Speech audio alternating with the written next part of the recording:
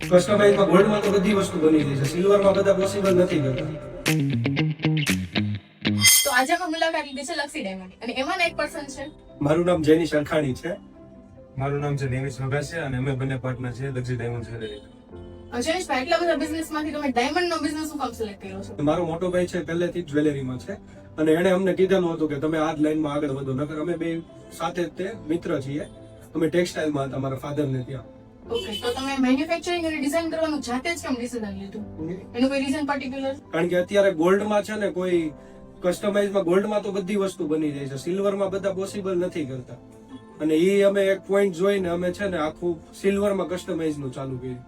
હવે આ ઇન્ડસ્ટ્રીની અંદર આ ટાઈમમાં તમને ઇન્સ્ટાગ્રામ અને તમે રીલ્સ ના શૂટ કરો છો, તો તમને શું લાગે છે આ કેટલું ફાયદાકારક છે બિઝનેસમેન પર્સન માટે?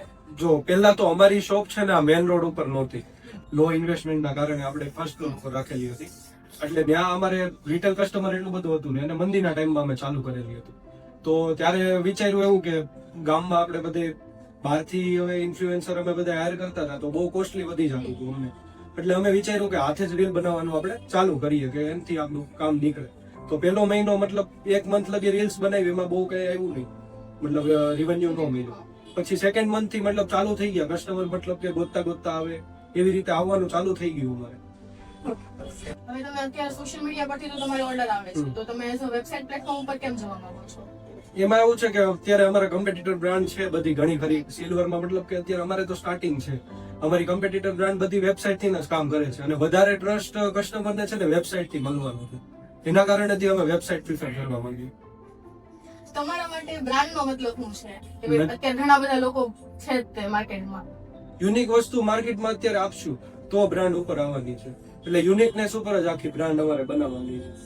તમારા માટે જ્વેલરી બિઝનેસમાં ગ્રોથ એટલે શું? મતલબ કે બ્રાન્ચ બનાવી, ઓર્ડર રિપીટ થઈ કે કસ્ટમર વારે વારે તમારી શોપ પર આવી?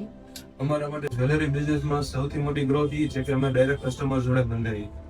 અમારા માટે કસ્ટમર છે ને એ અમારી ફેમિલી છે. અમારે એમની જોડે જોઈન્ટ રહેવા માંગીએ છીએ. બસ અમારા માટે સૌથી મોટો ગ્રોથ અમારે એ છે બ્રાન્ડ. હવે અત્યારે ઘણા બધા લોકો જ્વેલરી બિઝનેસ કરે છે, તો એના માટે તમે કોઈ એડવાઇસ આપવા માંગો છો તમારી સાઈડથી કે તમે કોઈ ફેસ એવી વસ્તુ કરી હોય જેનાથી તમને કંઈક નવું લર્નિંગ મળ્યું હોય એવી વસ્તુ? લર્નિંગમાં મેડમ અત્યારે એવું છે, તમે કીધું એમ ઘણા બધા લોકો જ્વેલરીમાં છે, તો અત્યારે મોસ્ટ કહેવાય ને કે ઇમ્પોર્ટન્ટ વસ્તુ એ છે કે તમે યુનિક વસ્તુ માર્કેટને પ્રોવાઈડ કરો. કંઈક યુનિક કંઈક નવું હોય છે ને તો જ કસ્ટમર તમારી સુધી પહોંચશે. નકર કસ્ટમરને ઓલરેડી એ વસ્તુ એની નજીકના સ્ટોરમાં અવેલેબલ થાય જ છે, તો એ ત્યાંથી જ પ્રિફર કરશે ઓનલાઈન મીડિયા કરતા.